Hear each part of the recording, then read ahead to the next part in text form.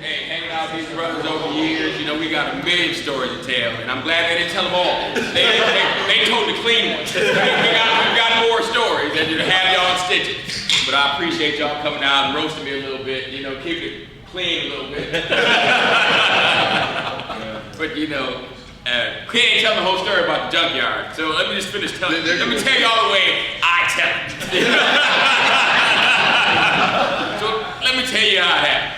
So Corey Jenkins, so we get a flat tire coming back from Chicago. We were actually coming back from a job interview. We went to Kentucky Fried Chicken. They make you go there and do a job interview in Chicago and do like an intake, you know, to sell chicken. But it's a big thing, but you know, it's a big job. It's a big job.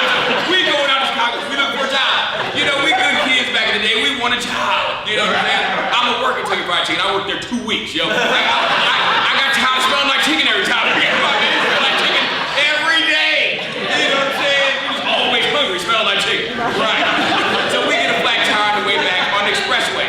And you know, back then, you know, you could just leave your car on the expressway, you get a flat tire. So we did. And some lady was driving back to Aurora and said, I recognize y'all, I'm gonna take y'all back to Aurora. So we jumped in the car, went back to Aurora Saturday night. And back then, stores weren't open on Sundays. They open now every day. You know? Back then, you know, in the 80s, stores wasn't open on Sundays. You couldn't buy liquor before 12 o'clock on Sunday. You know, the good old days. My grandpa used to sell liquor up until 12 o'clock at the house, put a little water in and mix it up. But that's a different story. We all had them grandfathers and stuff like that. But anyway, so we get back to Chicago and it's Sunday morning, we wake up, we're like, well man, we gotta go get the car at some point, you know, because we gotta drive around. But stores ain't open on Sunday. So Corey, he was like, man, let's go to the junkyard. It's like shopping. You walking around the car, you just throwing stuff in the car, just throwing it right. Ain't nobody there. It's junk. Don't nobody care. So I'm like, me and kid like, bet, let's go. So we go to the junkyard, and we're there for like 2 hours just playing in the junkyard, because it's fun. I don't know if you're in the junkyard. It's fun in the junkyard. It's junk everywhere. When you poor, you make fun out of everything. You know what I'm saying? So we jumping on cars, chasing each other, playing tag in the junkyard, you know, jumping from car to car. So finally we get serious. We find a lug brake and say, all right, we find a car similar to mine, and we take the tire off, we throw it over the fence, because that's how we got in the junkyard, we jumped over the fence. You know what I'm saying? And then we leave, and the Corey like, man, look at that Hornet. He had a brown Hornet. I'm not joking, it was a brown Hornet. You know, just like a cartoon on the college. So Corey like, man, we need that door, man, because my door rusting out. And he had a hole in the door, he had holes and it was rusted. It was just rusted with the car. It was like a Flintstone. You could put it down. We're gonna try to get this door.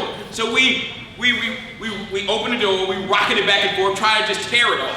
You know what I'm saying? We didn't have no tools, so we tried to tear the door off. We're like, 1, 2, 3, look! 1, 2, 3, look! We couldn't get the door off, because evidently doors just don't fall off cars. So then Corey did something like Ken said, the keys fell down. Corey said, oh, we got a key. So we started up and said, all right, let's just take the whole car, and I'll worry about how to get the door off later. I'm like, Corey, man, you know what? Getting a tire is one thing, getting the whole car, bruh, how we gonna, and now let me tell you, we rolled up the junkyard, Corey pulled up in the driveway like he owned the junkyard.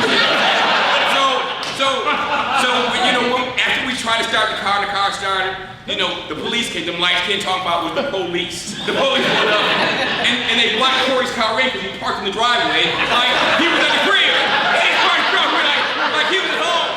So, you know, so we jump on the fence and we on the other side of the fence, there's this hill going down. So we jump on the fence, we roll it down the hill, you know, hit rocks and stuff, right? And it's starting to get dark outside, it's dusk. So everybody scatters their own way. Ken runs off this way in the street with the street lights. Corey runs off that way in the street with the street lights. I'm over in the dark by the trees like this. These fools running the light. I'm in the cut, like, yeah. Y'all, don't go that way. These fools running that way. So I'm like, and the police are looking for me because I think they told on me. And they're shining like, every time the light would come, I just done it. And I stand there, ready to run. Finally got tired looking for me because I outweighed outweighted them. You know, I just walked to the crib like, you know, my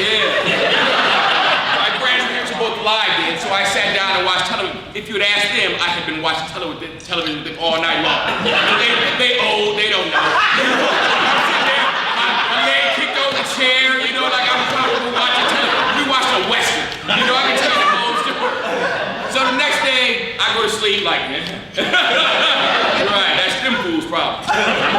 Kenny, Corey called me, Rich, come get us out of jail. It's $100 for me, $100 for Ken. I'm like, well, yeah, I don't have $100.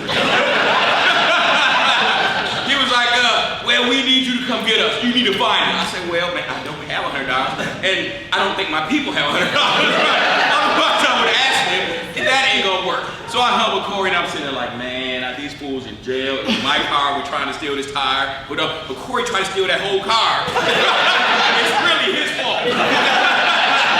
We would have been gone. We'd have pulled on the driveway and been rolling down the street. Corey parked in the front parking lot like, you know, he owned it, like he lived there. You know? So I called the police, and I said, look at here, y'all. I said, you know what, some people caught at a junkyard last night, you know, stealing stuff. I said, I was with them. Can you come get me? It's like, I'm sorry, sir. I need you to come pick me up. Take me to jail with my boys. They ain't going down. I gotta be with them. I gotta be with them. I feel bad. I ain't got $100 to buy them out, so I'm going there with them. And we all be wondering where we're gonna get $100 from. Right. So the police came to my grandparents' house, pulled them in the front. It was Kane County Sheriff's. Because I called the Rural Police Department. They said, that's not our jurisdiction, it's Kane County Sheriff. So Kane County Sheriff pulled up in front of my thing. I took my curl bag off. Back then, you had a curl, you had a sleeping bag. Otherwise, you had curl juice all over everything. So I took my curl bag off, put the clothes on. And, hey, I had a nice curl bag. Went outside, and I was like, look, I sat in the back of the car. He wrote down the story. I told him the story, just like I told y'all. And he was like laughing and chuckling. I was like, so, are we going to jail? He was like, man, I'm not taking you to jail. I'm gonna give you this notice, and you can just show up to court and tell them the same story you told me. Right. I said, so I'm not going to jail? No, you ain't going to jail. These fools still. I was like, hey man, I tried to go to jail with you. They wouldn't take me.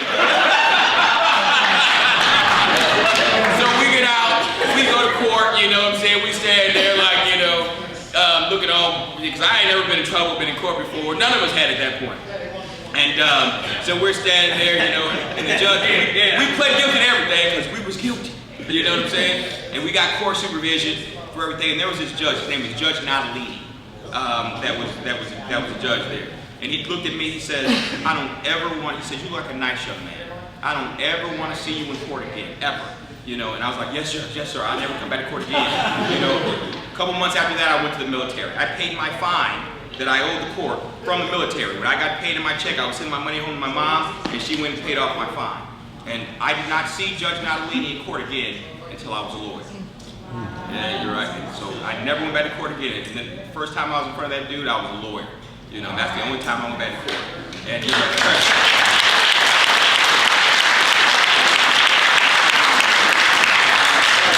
so that's my story. I'm sticking to it. And you know what? I appreciate y'all coming out this evening. We got 2 days left to make this happen. We've been working hard over the last year, and all y'all been with me. Y'all been helping me. Y'all, you know, you've been praying for me. You know, and you voted for me because after the primary, guess what? I was the highest vote getter after the primary. The highest vote getter.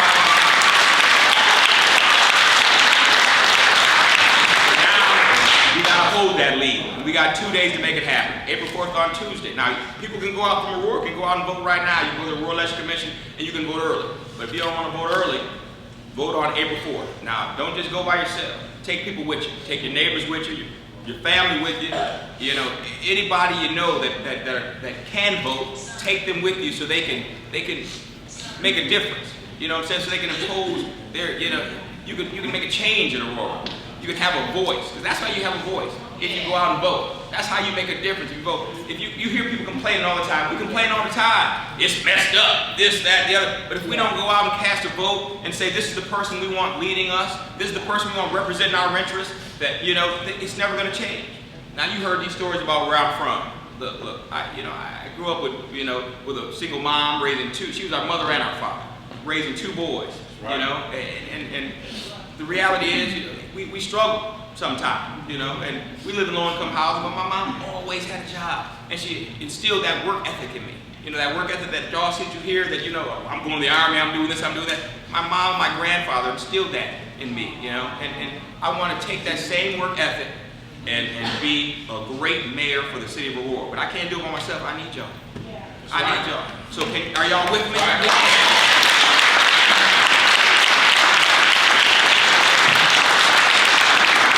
We got 2 days to make this happen. Everybody you know, call, make a call. You know, if you gotta go knocking on people's doors and drag them to the polls, we're gonna be driving folks to the polls. If it's raining that day, you don't feel like, well, we'll bring an umbrella and walk you to the car, put you in, and drive you to the polls. We need your help. You know what I'm saying? We came out #1 because of you after the primary. We want to be the first ones across the finish line and come out #1 after the general. So when we wake up on Wednesday morning, there will be a new face to the city of Aurora, and I will be the next mayor.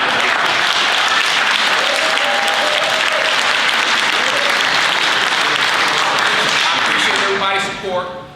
I appreciate everybody's prayers, because prayer is important. Pray for me. You know, because it's hard. I don't know. Look at me. I'm tired, y'all. I've been through some stuff, you know. Like I'm fighting, you know what I'm saying? I'm still standing. They all in the newspaper. They send a mail out there to look at. You know what?